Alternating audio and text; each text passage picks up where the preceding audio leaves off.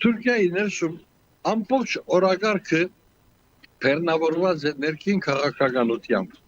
Էրդողանի իշխանության դեմ թշկողություն կա, տնտեսական լուրջ խնդիր կա, Աբրուստի լուրջ խնդիր կա, Կալամիս պիտի ճշտվի 2026 թվականի նվազագույն աշխատավարձը,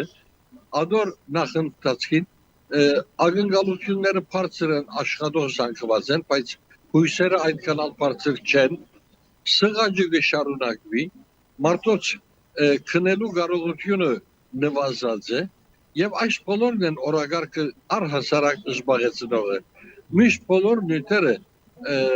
մանավանդ արտերկրի վերաբերյալ նյութերը երկրորդական գիծի վրա են եւ անմիջական ուշադրության չեն արժանանալ։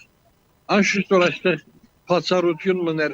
գազայի խնդիրը, գազայի մեջ կատարվածները, որոնք հանրության մեջ որոշ թշկողության ալիք բարձրացուցին, բայց ոչ ավելին։